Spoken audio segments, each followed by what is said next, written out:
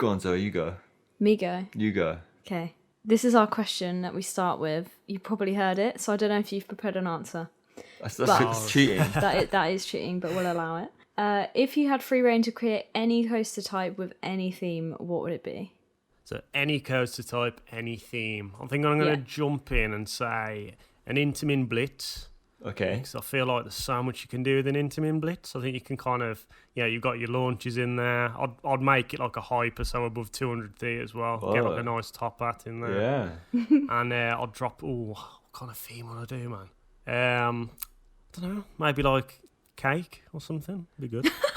Cake. Sorry, did you say cake? Yeah, cake. What, A cake theme. Has anyone done that, actually? That's a good point. How would that work? I hope someone's done that, because that is the best theme I've ever heard I mean, like of. a bakery theme. Yeah. Why change it to bakery? I'm just trying to think of themes people have done. There's mouse or chocolate, right? Oh, right. Kind of like a bakery theme, but... Yeah, but not cake. Not cake specific. I mean, how would you theme that? I'd probably theme it like Mouse of Chocolate, but make it an actual coaster. She's got this nice station, you mean like a cake factory, whatever. Yeah. And you go into like a section where it's a bit like Willy Wonka or something. So like, you launch out like the roof. Yeah, like launch across like a chocolate river, and then you shoot up, and then I don't know, bubbles everywhere. Why not? Sure. Right, yeah, I love it. Are you a more kind of an airtime guy or a inversions guy or in between in terms of like the coaster? I think overall it's definitely airtime for me, but I do like a bit of everything if that makes sense. Yeah, I like a bit of variety. It's nice. I couldn't agree more. It's Always need a bit of like with cake. It's nice to have a bit of chocolate and a bit of icing on it as well. There you go. It complements each other perfectly, doesn't it? Wow. There you go. Quite a unique answer. Yeah. I mean, second question then, right off the bat. Who are you? Who are you? Who are you? Who's Who am this I? crazy man that wants a cake-themed roller coaster? Oh, I don't even know. Well, I'd hope you would know out of everyone. Okay, so once upon a time, start from the beginning. Oh no! I was a small child who was petrified of roller coasters. I think like many theme park YouTubers probably started the same way. I don't know if you was petrified of roller coasters back in the day. Never. I was, You but was never? Harry was not. Never. Always loved them. What? I look back He's and I weird. realise that I have always loved coasters. It's always been there. Just I haven't really thought about it. Exactly. Well, not even dormant, but I remember going to theme parks I'd look forward to it a lot. Like I wouldn't be able to sleep some of the nights. Oh my God. Like Christmas kind of feel. Wow. Seriously. So yeah, it's always been a thing. I always loved it. See, I always used to get like terrified of going to a theme park. 'Cause I just thought I'm just gonna go on something that I'm scared of and just get out of my comfort zone a bit. But like I've never really enjoyed roller coasters until I went on Shockwave, which was a bit of a dare at Drayton Manor. I was about 11 years old, I'd say. Okay. And my sister said she'd give me like £10 or whatever to come on Shockwave. Sure, yeah. And I looked at it, I Worthwhile. thought, you know what, for a tenner, why not? It's quite an And, interesting ride to kind of turn the tide with. I was, and again, you know what, I went on it and I was absolutely terrified. I'll be honest. I think that's fair enough. It was horrifying. It wasn't until Nemesis really where I kind of got to grips with roller coasters. I thought, you know what, I went on Nemesis because it was so intense and so quick, and like the inversions on that, you feel like you don't go upside down, if that makes sense. So you just go in that quick, you don't really notice it, and that kind of made me a bit braver. And that's kind of how I got into roller coasters. I was like, I'd just done Nemesis, and I was like, you know what, that was such a buzz. I just can't wait to find the next big thing. So then fast forward forward. a few decades, and then you created Backseat Blackout, yeah. as it was originally. Yeah, well, before that, I won't talk too much about before Backseat Blackout, because I did used to have a YouTube channel. I started up back probably like 2005 when YouTube first come around. Oh yeah. And I've always had this like creative itch, like I just want to create things. So I ended up doing like a little gaming channel, prank channel, nothing to do with theme parks or anything like that. And that was my thing for years. It wasn't until well, I met Scott before then from school, but we got to know each other a bit more, me and my mate Scott, and we was like, you know what, we wanted to do a vlogging channel, but in a not so serious way, if that makes sense. Of course, yeah. Like, we watched Theme Park Worldwide and we was like, you know what, we want to do that, but just have a laugh and just, you know, don't care what we do, don't take it seriously. And that's pretty much how Backseat Blackout started. We just had a good laugh with it. And then it evolved. Yeah, I started experimenting more because I'm not a vlogging person, if that makes sense. Neither am I, to be honest. I don't know. It's very difficult. I can't tell you why I do it, but I try and do it every time. And then every time I go to edit it and I'm like, this is disappointing. I don't know. I'm the exact same, you know. It's like, yeah. I think I'm not spontaneous, if that makes sense. So I always struggle, like, even now on this podcast, I'm just trying to think of things off the top of my head and it just turns into a mess. That's just me. But I think we're like all the same though. Yeah. That's like what we do on the vlog. We're like trying to say things. We're like don't really know what to do. Definitely, but you do get better. Obviously, the more you do it, and that's always that's the only reason I keep doing it is because one day you think it's gonna be good. Yeah. Well, one day we'll go to a park that I actually genuinely want to record and capture my experience of. Yeah. You know, like when we go to perhaps some Japanese parks or American theme parks, and I want to look back and go, "Wow, had a great time." Maybe at that point I'll actually be quite good at doing it, you know, to watch back. But right now, just going to the same old parks is difficult. Yeah. I've always found your vlogs to come off like really confident now. So it's like... It's all an illusion, my friend. That's good to know. All an illusion. I hate it. Absolutely hate most of the seconds that we're recording. But it's all saved in the edit, you know? All saved in the edit. So, dear. Thank you. No, that means a lot. No, it's not a problem. I was just throw it back at you, honestly. I mean, when you were doing vlogs as Backseat Blackout, never came across as if you were, you know, worried or anxious. You always did seem to be having a laugh and not really caring about what was going on, you know. Yeah, so. I think it's better when I'm with my friends who want to do it as well. But when it turns around, it's like I'm vlogging pretty much for myself. I'll just lose all that confidence. It's kind of like I need my friends to bring it out of me, if you get what I mean. No, I agree. If you have other people in the same kind of frame of mind as you, who kind of understand what you're doing, it just feels more natural. Well, because if you're like just vlogging down the road on your own, everybody else is looking at you like, what are you doing? But if you're on a group of people who like look like enthusiasts in a group and you've all got your cameras out, then it's less of a draw to just you. This is it. I kind of properly started vlogging in 2018 when I joined the Americans. Yeah, when Taylor came over. And I found that fine because there was all of these nerds, you know, and Taylor had his huge camera out. Exactly, just recording themselves. So I was like, I fit in perfectly. Just whack my camera out, no problem. As soon as they went away and it was just like me and Zoe. Yeah, it was weird. It was difficult. Yeah. Like really difficult to kind of get up to that same level of I don't care about anyone. Yeah. So no, I feel your struggle. Yeah. Well, anyway, back to the question. I feel like I might be veering off a bit here. But, so with the whole Backseat Blackout thing, I was starting to experiment a bit more, falling back on the part where I had that creative itch when I started my YouTube channel, if that makes sense. Mm-hmm. So I kind of started doing more home videos, you know, when you're just kind of scripting, you know, videos up and recording. And I was getting more into that and less into the vlogging. And it kind of created this bit of an imbalance on the channel. It was like the vlogs were really, you know, loose and it's hard to explain. It was like the vlogs were just a bit of a laugh, a joke. Mm-hmm. And then I was trying to be serious with the other videos and it kind of clashing. Mm-hmm. But in the end, we just kind of decided to stop vlogging and I took the channel on for myself and I rebranded it to Screwy Loops from then. and put a bigger emphasis on these home videos. Because that's what I wanted to do. That's the thing I like. I enjoy doing those. It's harder work. I mean, yourself probably know because of all the scripting and research and that. But I feel like you get a better payoff from doing these kind of videos. I really enjoy doing that. I think you're right. Yeah, it's definitely harder work. And you have to put more effort in kind of nearly almost every stage to get that payoff. But you're right. When the payoff arrives and you upload your video and, people genuinely are interested or genuinely learn new things, then yeah, it's really interesting and really rewarding for people to watch, I feel.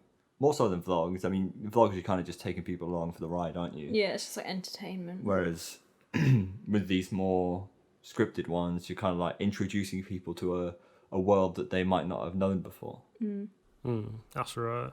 I love watching vlogs though. Like that's one of my go-to things. Like I do watch a lot of vlogs, especially Really? Parks I've never been to. I just that feeling of just seeing something new. But yeah, with Screwy Loops, like the whole point of the channel really is to kind of bring something informative but make it fun. If that makes sense. Yeah. Like I had this kind of motto I come up with when I first made the channel, and it sounds completely stupid, but it was like I feel like every video I make should feel like a crazy intense ride. Like when you come off it, everything comes at you 100 miles an hour. Okay, yeah. And when you finish watching it or finish the ride in that metaphorical sense, is you come off having a buzz. And if I can try and create videos like that, I'd be happy. I'm not sure if I've got to there just yet, but it's something to aim towards, if you got what I mean. Well, this is it. You got to start somewhere, right? You can't. Yeah. I think that's where a lot of people go wrong, is they expect to be good straight away. I think that puts a lot of people off making videos. Is people set a barrier too high for themselves straight away. You can't expect your first video to be any good. Every year I say my first video is absolute garbage, because it was. But at the time it was good for me at least.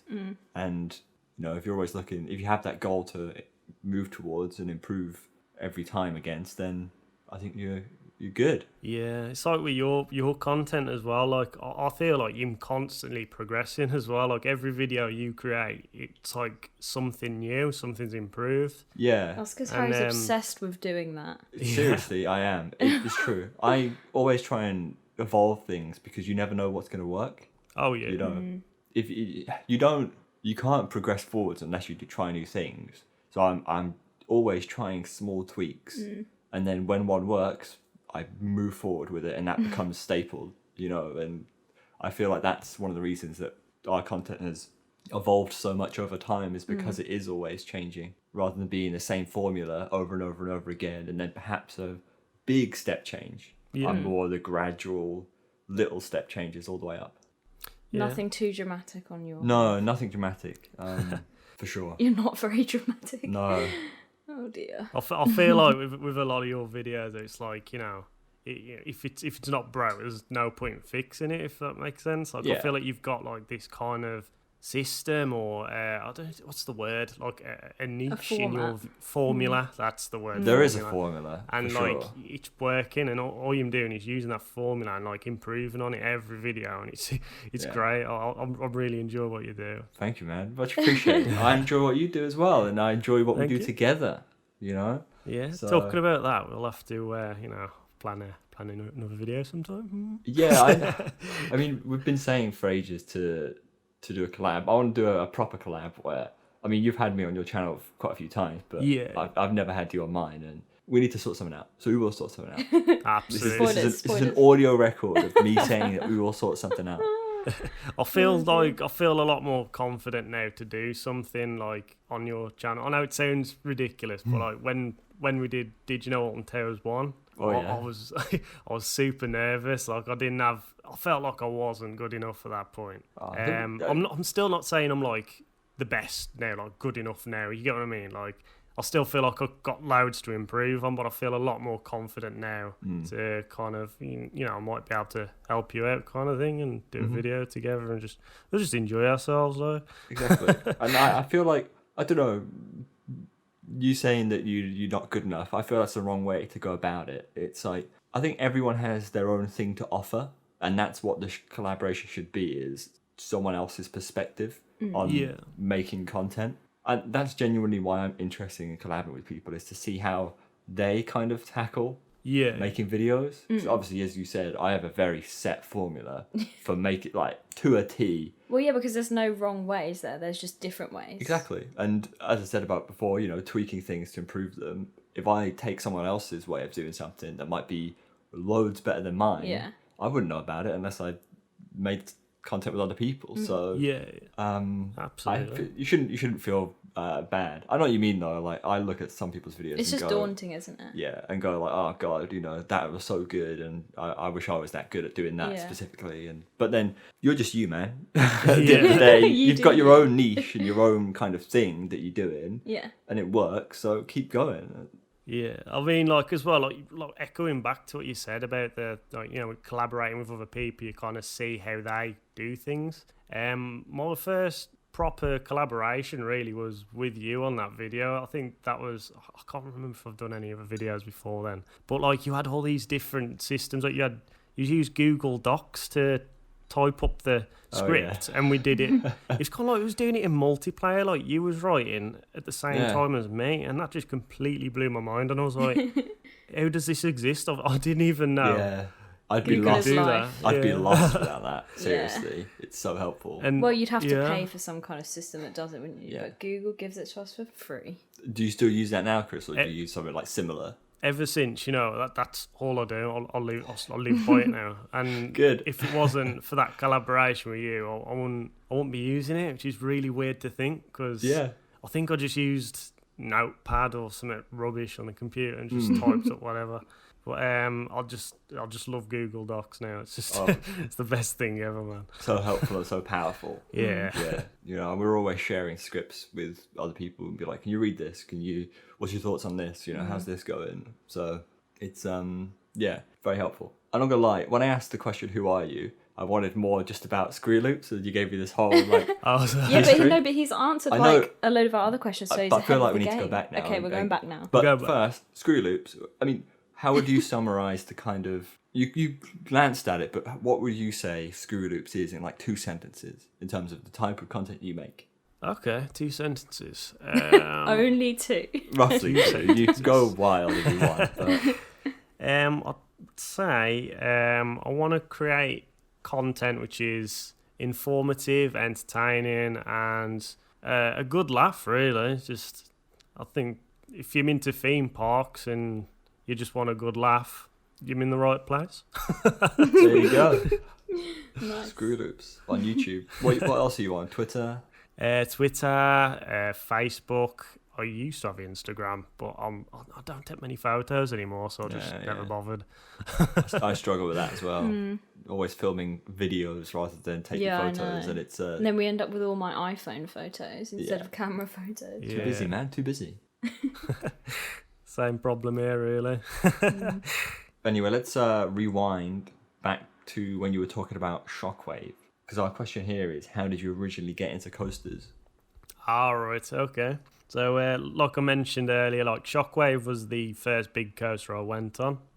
I didn't get into roller coasters because of Shockwave. It was more Nemesis, if anything. Yeah. The reason why I believe is that, like, when I went on Nemesis, it just felt so much more than a roller coaster. You had like this theme, the landscape around it, the layout. Even though I wasn't familiar with roller coaster layouts at the time, I just thought every roller coaster was a lift hill, drop, loop, and then you're back in the station. But that just completely threw me off guard. And ever since then, I was Googling about coasters, and I think I come across Coaster Force. That's the one. How old were you when you were looking at this? About 12. I think I signed up to the website. I remember because you have to be 13 to sign up to the forum. So I was I upped my date of birth a year. So start lying. Yeah, so I hope they don't kick me off Coaster Force now for breaking the rules. Yeah.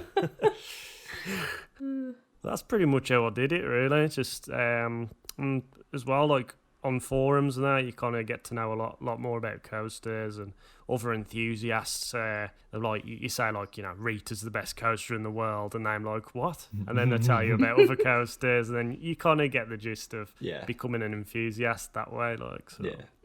And judging by your accent and what you've said so far, I'm guessing your home park is either Drayton Manor or Alton Towers. Yeah, I'd say Drayton Manor's closer, but my home park to my heart anyway is Alton Towers, because I'm there. I've probably been there about 20 times the past couple of years, and Drayton Manor, I don't think I've been once in about 2 years, which I feel really bad about, but I haven't had the drive to get back in a while. So no, I can feel that. I used to live like 20 minutes away from Drayton Manor and about an hour from Towers, but I don't know, they're different kind of parks, aren't they? One's so much bigger, and you'd rather go to Alton Towers most of the time just because there's more there. Oh yeah, and I've got my Merlin Bass as well, so exactly.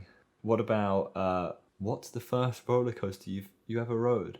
Ever rode? Ever. I think the first roller coaster from memory, like the first one that kind of left an impression on me, was Big Thunder Mountain in Disneyland Paris. I was about 6-7 years old maybe, but that's as far back as my memory goes. Yeah. And I remember loving it. I was terrified, but I really enjoyed that. And even now, when I go back on Big Thunder Mountain, I've just got this nostalgia about it. It's good.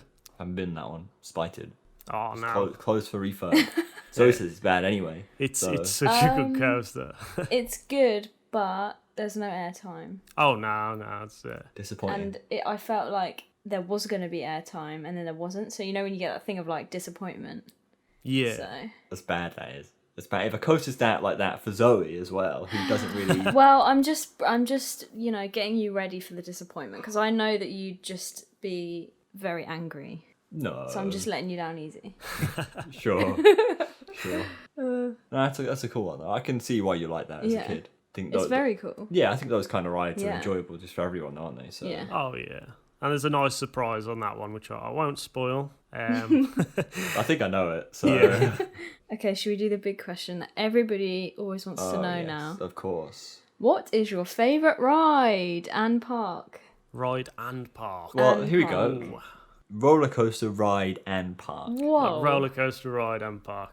Okay. There you go. That's more interesting. Favourite roller coaster is Taron at Phantasialand. Ooh. Why? I just feel like it's everything I want in a roller coaster. I remember getting on it, and it was just, I don't know, I just got off it, and I was like, I instantly wanted to get back on. It was so much to it. It had an amazing theme. The soundtrack was brilliant. I think the ride itself is thrilling, but not overwhelmingly thrilling, like to the point where you do one ride and you're like, that's it. Oh, I'm doing that again. So like that's why I like Taron so much, really. It just kind of ticks all the boxes for me. Yeah, it is rewritable. I agree in terms of that. It isn't too much. Yeah. Which is where it kind of falls down for me, honestly, because I like things to be too much. Yeah. I don't know, but yeah. Taron, yeah, sure.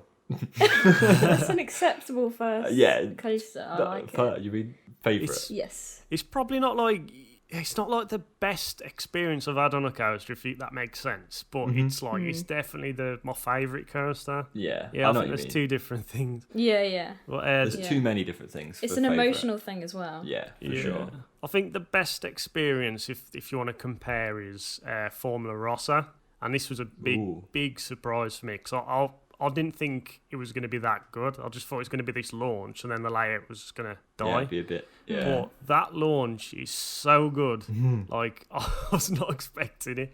So, like, literally that whole launch is the best thing I've ever felt on a roller coaster ever. It's so powerful. Like, when you're at the end, way to explain it. It's like you can't breathe. If that makes sense. It was like, sounds good. It's just, I don't know. It's one of those. And the rest of the coaster's great as well. It's so fast. I mean, obviously, but... Do you get airtime going over those hills? You do, actually. Like, it doesn't look like you do, but you'd be surprised how much airtime it does have. especially the last few bunny hops towards the break run. It's actually pretty good. Yeah. And at this point, I'd like to squeeze in that Rethrottle Towers has ejector airtime. It really does. So just for anyone listening who doesn't believe that, there you go. Because it's practically the same layout, right? With going over those hills at speed. Yeah. I think that's a good way of saying it, really. I think the coaster I'd compare it to the most is Furious Blackout if it was smooth. It's that kind of experience where you're kind of going stupidly fast around these bank turns and you got like a few airtime hills and that's it. But it gives that similar kind of experience where it's just so much speed. It's great. I can get behind that for sure. What about favourite ride? As in, doesn't have to be a roller coaster this time. Anything else? I'm gonna have to say Flight of Passage. I think. Oh, yeah, nice one. I like it. It's just one of those, isn't it? So like, I went on it. I wasn't sure what to expect because it was just opening. Like I think it was the first few months of it opening. I can't remember now. And I just didn't know what it was. And then I come off. Oh, really? And I was actually crying. I've never cried at a coaster or a ride. And yeah, I come off and I was physically like overwhelmed, emotional. I can't imagine if you went on it not knowing what it was. Yeah, that must have been mental. We haven't been on it, obviously, but we know of it, but not a lot about it. Yeah. We know the bare minimums. Yeah, and I'd obviously like to keep it that way. Yeah, it's one of those rides. You just want to go in and just let it surprise you. It's for sure. Such an amazing experience. Mm-hmm. Yeah. Well, fair enough. And then finally, favourite theme park?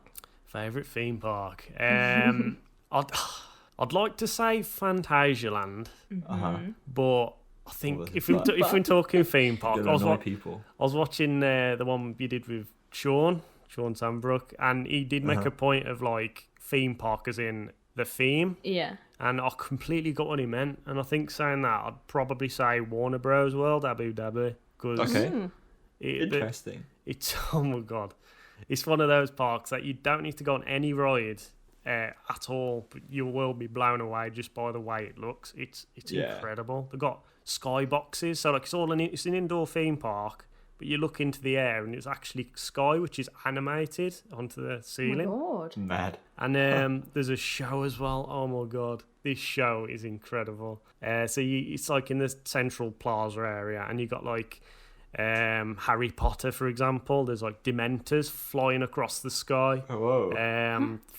Then all the clouds change and you're in space suddenly and it's... is it that film Gravity or something like that? And there's like all the planets floating around above your head. It's insane how they've done it. And it's all projection mapping and it's fantastic. It's quite an unusual pick, I'd say. It is. I hate that question, the theme park one especially, because I have no idea what my favourite theme park is. Yeah, it is a tough question. Yeah. But I like that. That's a good choice. Yeah. I haven't seen much about the park, to be honest, but... from what I have seen, it does look very good. Yeah, I was saying as well, like when I was there to Rachel, I just said, this is what the UK needs. Like, I feel like we need an indoor theme park. With this kind of, it's not a massive park. It's actually quite small, but something like this in the UK, like maybe where Warner Bros. Studios is, would be perfect. Oh yeah. You know what? It's just like it's a no-brainer for them if they did that next to the Harry Potter Studios. It makes sense, doesn't it? An indoor theme park. It would be brilliant, and it would do really well. I'm sure it would, especially you'd make it a big kind of like get DC in there. So you got like the Batman rides, all that kind of stuff. Harry Potter. It's just like it's a no-brainer. I think Warner Bros. You need to call them up. Call them up. Tell them, Chris, quick. I got this great idea. You've already built one. Just build it again. I'd be happy for a clone of the thing, to be honest. Yeah. I'm same, honestly. Any new theme parks is better than nothing, So, and then final question of our, bucket list roller coasters and rides first. All right, bucket list. Yeah. I think you've done quite a bit, I think, in terms of different regions of the world, I feel. Yeah, I feel like I want to explore Europe and... I want to explore all the continents a bit more, really. I need a good America trip. I've only done Florida, so it'd be nice to see more of the States. And as well as some of the Asian theme parks. I mean, Japan and China as well. Like they've got some fantastic looking theme parks there. For sure, yeah. And I was watching Coaster Studios, and he went to all the theme parks over there, and it's just gave me this itch to book a trip like that, even if it's like America or Europe. I'd love to do something like that. But it's just getting that time and money as well. It's quite pricey, I'd imagine. Yeah. You've got to plan it as well. Plan everything and make sure you're doing complicated. all you want to do. But for bucket lists, I mean, I did do a video on this actually. If I can recall the 7 off that, I'll tell you. It changes all the time, but it'll be Maverick at Cedar Point would definitely be one of them. Steel Vengeance as well, to be honest, in the same park. The Voyage at Holiday World. Yeah. It looks brilliant. It's probably the best looking wooden coaster, I think. It looks crazy. Yeah, well, is it wood? It's like a hybrid, isn't it? Yeah, it's wood and steel. Yeah. Yeah, steel supports. And what else? There's loads I'd do, honestly. Absolutely loads. Carnan. I've always been fascinated by Carnan. That looks fantastic. So was I. I could see Harry just waiting for you to say I wasn't. I didn't expect him to say that at all. I don't know. I just coasters which are different in a way as well. That looks like it does something completely unique. So that's something that piques my interest a bit. I agree with that kind of philosophy of wanting to ride rides that are just different and unique instead of perhaps.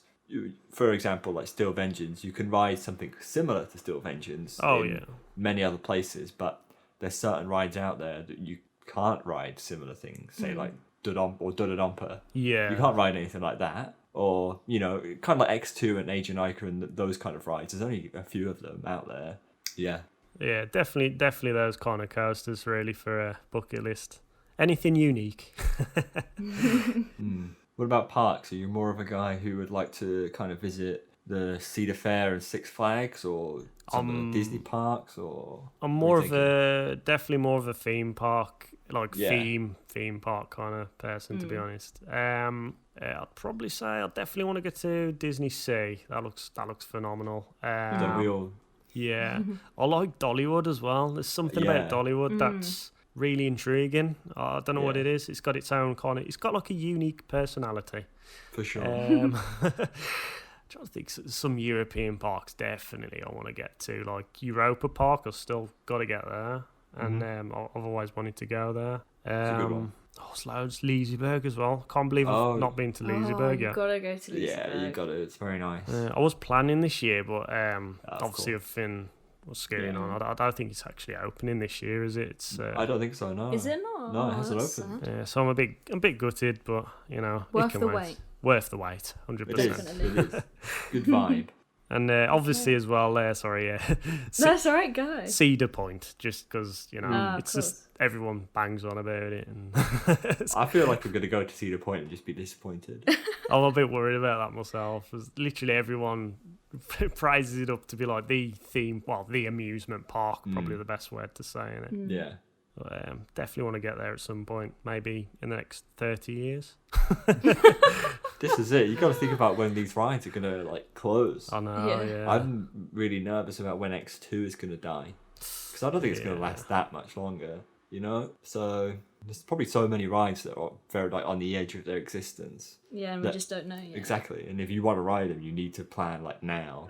Yeah, I definitely think the Ultimate's on its last legs. No. Imagine if you don't get to ride it. If I don't get to ride the Ultimate, I'm going to be fuming. Absolutely fuming. Oh my god. Well, I think that as well. I'm not sure if it'll be the Ultimate closing because of the age of it and the way it is, or the park closing. I don't know. It's one of those. You can't really tell what's going to happen first, but I feel like I need to get to number one priority, Lightwater Valley, as soon as the Ultimate is open. If it would have opened, I would perhaps have considered it. Oh yeah, but it didn't open, did it? I think it's still closed. So it's not good news, is it? I wanted to ride Colossus number 2, obviously. That was going to be the plan. Oh, Flamingo Land, yeah. Yeah, wait till Flamingo Land's Colossus opened and then hit both the parks. Yeah. But alas.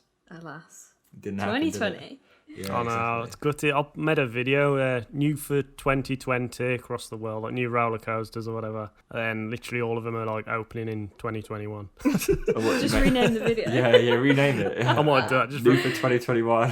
Re-upload at the end of the year, like no one will notice. Yeah. Just dub over yourself saying 2020. Yeah, there you go. Wow. Okay, now we move on to the Twitter questions. You're a popular guy. I saw a few questions, I saw a few pop-ups. Okay, should we start with channel ones? Yeah, go for it. Okay. Jack Silkstone says, how did he find the transition to Screwy Loops? How did I find it? I'm trying to think what sense that is, though. Is it like, how did I find it emotionally, or how did I find it happen?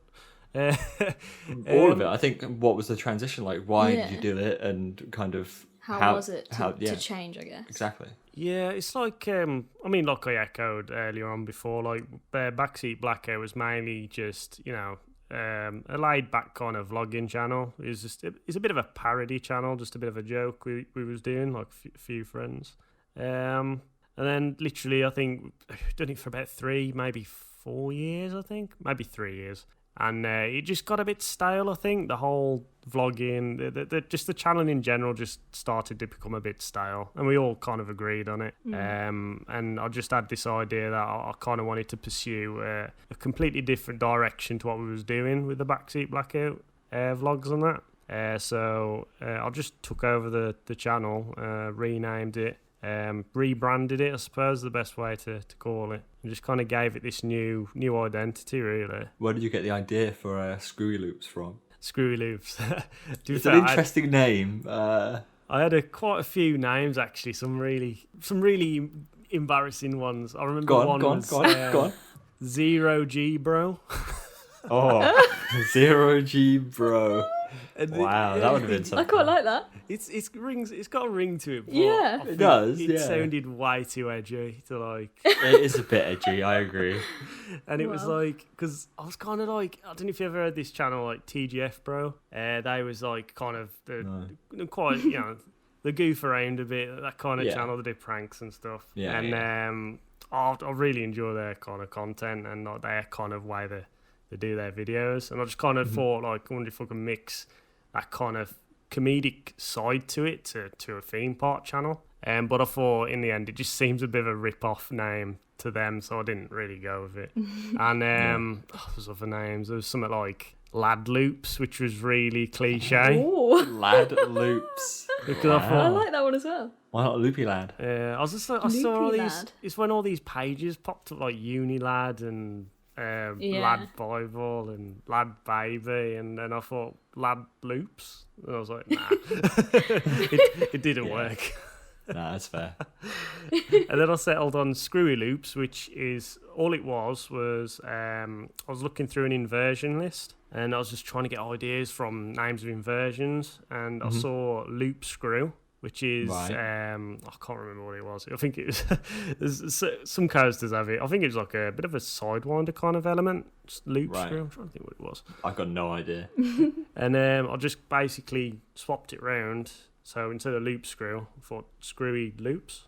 There you go. That's pretty much it. Nice. And the name was born. And that's it from there. And I'm here now in this podcast, and that's it. Yeah.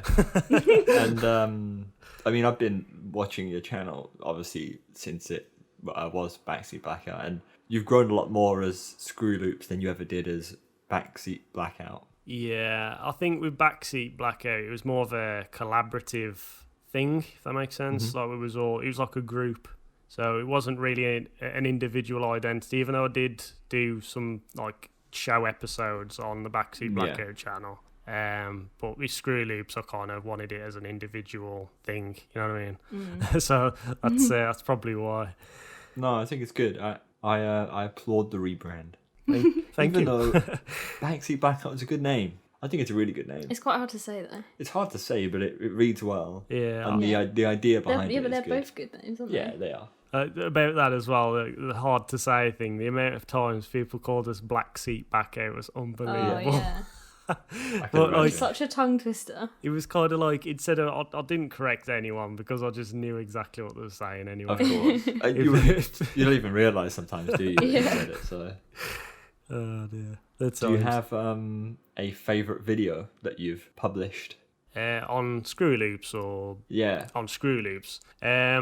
This isn't like a little, what's it called, like a plug, but the video. Be my guest. Plug it. You can guess. Okay. I said be my guest. I'll be my guest. I was going to say. The video I've just made, which is coming up in the next few days, I feel like, I don't know what it is. It's one of those where I just kind of thought, you know what, I'm just going to have no filter, just go all out, just be myself, and, you know, I just kind of went off on one. I can, you know what, this will be up on Thursday anyway, so the video is the future of Alton Towers, basically. I mean, it's one of those things that's probably been done, you know, many times before on other channels, but I just kind of want to do it in a way that was a bit comical and just kind of have a bit of a joke with it, and I just kind of went all out. I mean, it might not be for everyone. It's a bit OTT. I showed it my missus and she was pulling some funny faces. Can't wait. I just feel like when I finished it, that was like the video that I've always wanted to make. If that makes sense. It was just like I just felt comfortable doing it and just really enjoyed editing it as well. So definitely that one. I know what you mean. There's some videos that you always kind of vibe with more. Yeah, it feels like you. Yeah. This one's definitely me, and it's for all the right and wrong reasons. You'll see. There you go. Can't wait. Hope you've got some intriguing insight into Alton Towers that you can shed. You know. What now? Wow. I mean, in the video, obviously. Yeah. Unless you've got any, you know, you've got people in the know. You know what SW9 is going to be? I do, yeah. I do. Oh, yeah? And on our summit, R.I.P. Nemesis. Oh. That's a joke, don't worry. What do you mean? We were talking about this recently. You're going to take it down and then put it right back up again? Because B&M already have the new track in storage. Possibly. Anyway, let's move on. Okay, now on to like parks and rides questions. Okay. So, which one should we do? Okay, Votive Chunk says Nemesis or Inferno. There's only one right answer to this quiz. So, and many people get it wrong for some reason. I cannot believe that. Go on. I'm going to say Subterra. No, I'm joking. It's got to be the original. Of course it has to be the original. I mean, do I need to explain it? Like, no. I think we can all agree. I legitimately can't understand how you could objectively say that Inferno is better. Yeah. Neither can I. From an objective standpoint, at least. Yeah. Obviously, people have emotions. Emotional crazy that they have emotions. What's that about? You know? What's that? But, yeah, exactly. And they do. They're obviously nostalgia and all that. But, you know, on paper, the real one, the real deal every time, isn't it? Yeah. Let's be honest. Yeah. Well, thank you, Chris. No worries. Much appreciated. Oh, wow. So a better question. Theme Park Love says, will Fly be better than Taron? Will Fly be better than Taron? I've got a controversial one here. And I'm all for it. Go. I hate to say it, but I feel like it's a glorified Valère. Oh, that is a controversial opinion. I thought I had some controversial opinions, but I am excited for it, but personally, I'm just not feeling it as a ride. I think the theming and the idea of it is fantastic, and I'm really excited to see what it does, like with the whole, you know, the way the trains kind of interact with the different parts, the layout. But I don't know, something about it just reminds me of Hero. I don't know. I can't. I haven't really thought about the actual ride, I don't think, yet. Yeah. To me, I just think about the theme, which does look great. Yeah. I've had a look at the ride and talked to quite a few people about the layout and all that. And in my mind, it's Taron, right, but a flying coaster. It's pulls the exact same kind of premise of a meandering double launch coaster. Taron doesn't really do anything, right? If that makes sense. Yeah.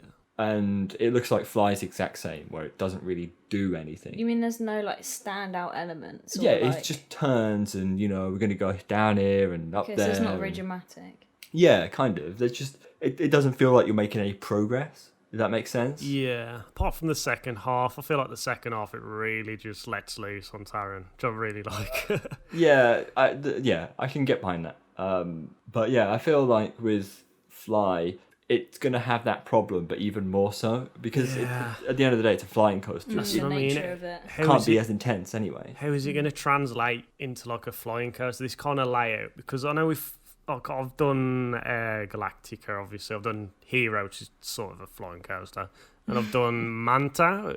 I think obviously out of the three, Manta is the best one I've done. But still, even then, it's like there's only so much you can do with a flying coaster. Unless you whack a pretzel loop in, which is ridiculously intense. Yeah. I'll be interested to see how the launches go. That's what I'm mainly like excited for in terms of like the ride experience, is them launches on a flying coaster, because I bet that'll be quite forceful, to be honest, because the position you'll be in, you'll be like launching and you'll be getting positive G's pretty much, wouldn't you? I suppose it'd be yes, physics. Yeah, no, you would, yeah, in the same kind of relative dimensions, yeah. So if they did have quite a snappy launch, I'd be quite intrigued to see how intense that would actually feel, because I can imagine that being pretty intense. You should feel it more, because our bodies can actually take more G-force forwards, as in like against your chest, which is why they launch astronauts on their backs, so their chest is facing the space. And obviously on this flying coaster, it will be going down through your head instead.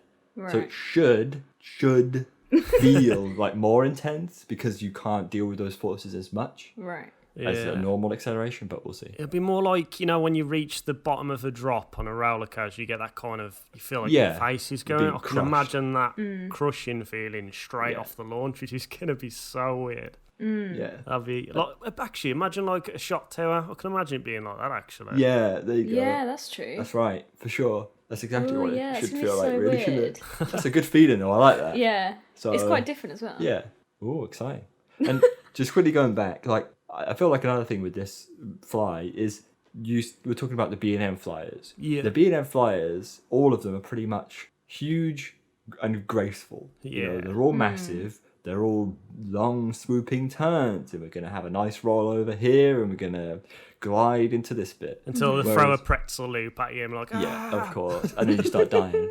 But Fly doesn't feel that way. It feels a lot more kind of, like snappy relative. It doesn't look that snappy, but it feels much more snappy. It looks more like Hero. I don't want to say it. Sorry. Yeah, but I can't imagine it'll ride like Hero. It can't. Hopefully it won't. Nothing rides like Hero. No. So hopefully not. Anyway. Yeah. Anyway, my two thoughts are, my thoughts of Fly is, if it doesn't have a pre-show, I'm not gonna like it. That's it. Yeah. I'm gonna be disappointed straight away if it doesn't have a pre-show. Cool. Seriously, exciting stuff though. Like it's something new at the end of the day, which is great. So it's gonna be good. Quite a lot of new things. You know, first launched flying coaster, longest as well, isn't it? Longest. Then first new gen from Vekoma. Obviously, the flying coaster market's been dominated by B&M forever, pretty much. And then the new seats that swivel as well. Yeah, just hopefully it's not going to be another Furious Backhoe. Yeah. Do you know what I mean? Like maybe, hopefully it works, and I really do hope it works, because Phantasialand's fantastic, and I know they put a lot of effort into everything they do there. So yeah, no, I think we're in safe hands, honestly. Yeah, and Vekoma as well. Like their new coasters are insane. Exactly. Yeah, definitely excited for that one. Liam says, what's your favourite park in Orlando and why? Oh, Orlando. I'm going to say Universal Studios. Can I combine both Universal parks? Would that count? Sure. Yeah. I'll just say Universal. I don't know. I feel like it's got the best balance of everything. You got like the great coaster lineup with Hulk, Hagrid's. You got Revenge of the Mummy, which is fantastic. Probably the best coaster in Florida, in my opinion. Yeah, I'll take it over Mako, which is really weird. No, man. Well, I do enjoy it. And as well, you got like the dark rides are fantastic. The theming's fantastic. It's always a good time at Universal. So yeah, I'll say Universal. Nice. There you go. I'm always intrigued. I don't know. I feel like we know nothing about all this. Yeah, exactly. And you hear people kind of divide between the two. Yeah. Of, this Disney park or that Universal park. I think I'll probably end up siding with you and being I think you will. more of a kind of balance of everything rather than more kind of themed stories, but lower thrill level rides. I think the higher thrill and is probably for me. I mean, don't get me wrong. Like the Disney World as a resort overall I'll definitely take that over Universal as a resort, if that makes sense. But if we're talking just theme parks alone, it's definitely Universal for me. Yeah. JH says, I know Chris has gone to the UAE, which is a place I really want to get to. Could you give your thoughts on Flying Aces, Formula Rossa, Capital Bullet Train, and Madagascar Mad Pursuit? Okay. I mean, let's quickly rattle through them. So you already spoke about Formula Rossa, so that's fine. Yeah. Flying Aces. Flying Aces.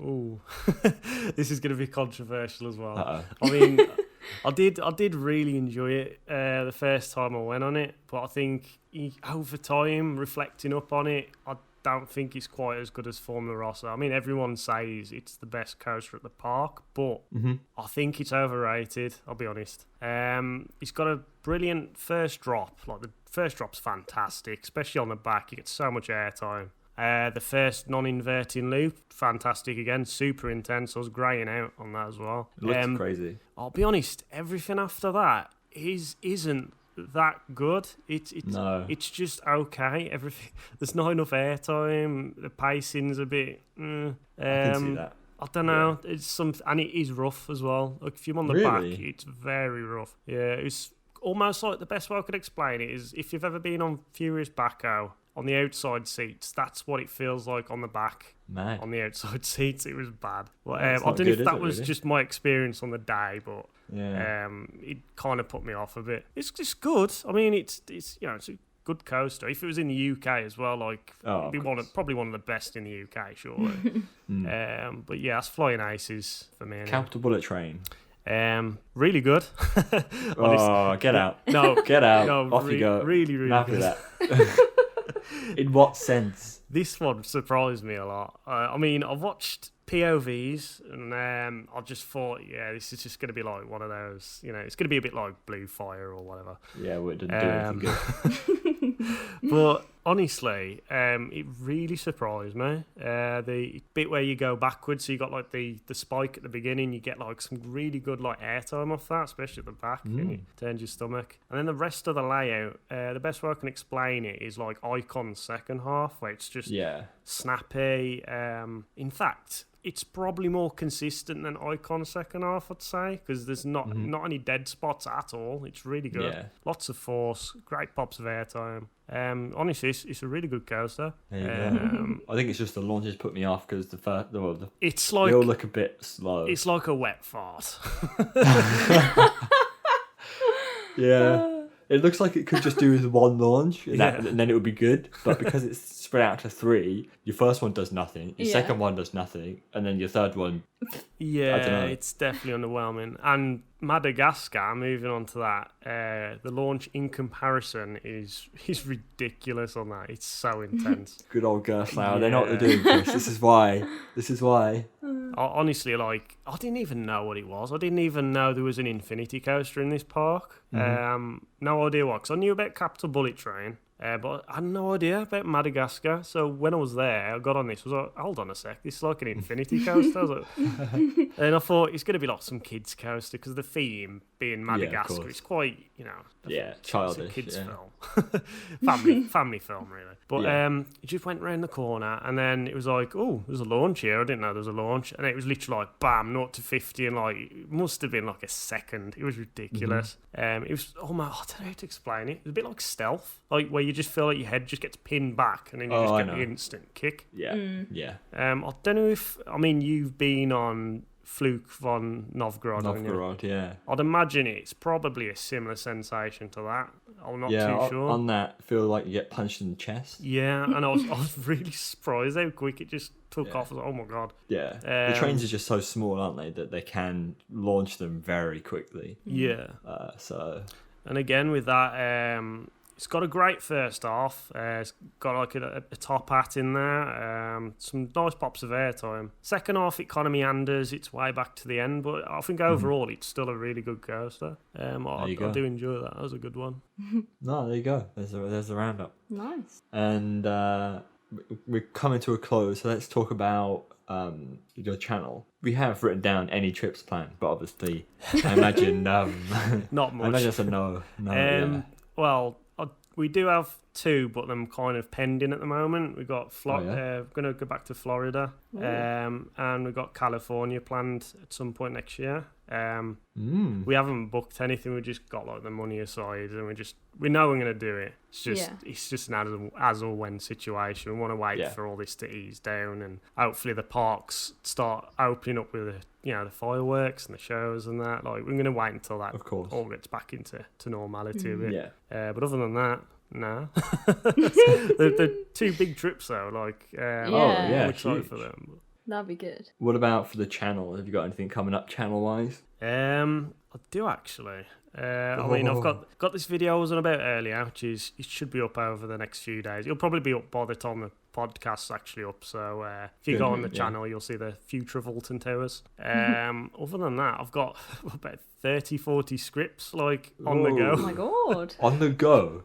Well, some are like bullet points at the moment, but I'll just pick and choose which ones I feel like doing next. I kind of want to do, cause I'm trying to edge my channel into a different kind of direction now. I kind of want to focus on looking at weird things and different things. So like, I was kind of going to do a video covering Bon Bon Land because of how weird it was. And just look at all the weird and wonderful things at Bon Bon Land and just things like that. Other than that, like I said, I've got tons of scripts. Probably best not mention any yet. Oh, of course. You don't want to give the game away. That's mad though that you got so many. Yeah. It's my problem though. I'll start something and then I'll never finish it. So it's just gotta commit, man. Yeah. Okay, the final question. If you had to pick one coaster to be your last ride ever, what would it be? Last ride ever? Wow. Yep. It can be any coaster. Like, even if I coaster. haven't been on it. Exactly. But then again, it's like, what if it's terrible and I'll be Exactly. How fuming would you be? It's the game you got to play. Ooh, it's definitely a toss-up between, oh my god, probably, actually, you know what, I'll go for Formula Rossa, because that was the single most incredible element ever. I was trying to think of a word then, but that, just that launch, and if it was my last coaster, launch it into a brick wall or something, that'll be fine. Jeez, that's dark. Holy moly. But it'd be good fun. So a painless death. You'd die immediately. Yeah, I think you would, wouldn't you? Going 230, 50 kilometers per hour. Wow. But yeah, man, good choice though. Good choice. Thank you.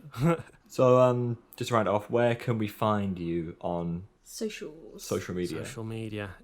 Probably in a ditch. No. God. Your channel going that bad? Right, so you can find us on YouTube, which is just Screwy Loops, all in one word. That's I don't know why I did it that way. I just did.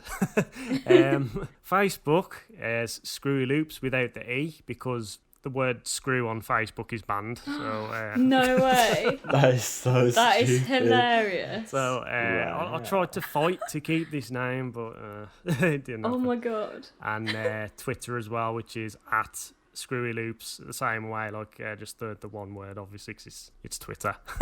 Yes, not as weird. Right. I think that's it. There you go. So, if you want to watch, have a laugh. Yeah, if you want to experience a roller coaster ride of emotions while watching a video, then Chris is Screwy Loops. This your guy. That's where to go.